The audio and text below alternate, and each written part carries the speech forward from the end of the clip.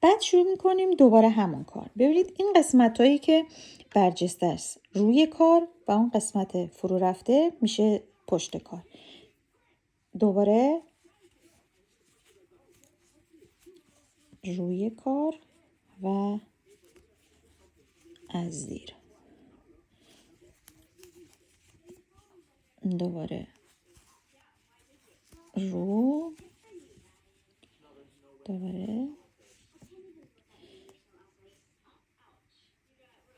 زیر. این کار رو به اندازه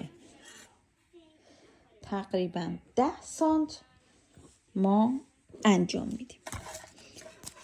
کل رج رو میبافیم، دوباره به همون صورت برمیگردیم، دوباره کل کار رو میبافیم تا تقریبا 10 سانت ما بافت داشته باشیم.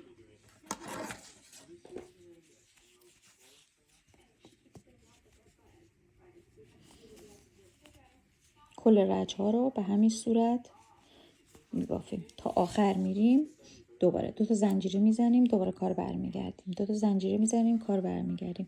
همین کار رو به اندازه 10 رج ببافید. ببینید وقتی که کش میاد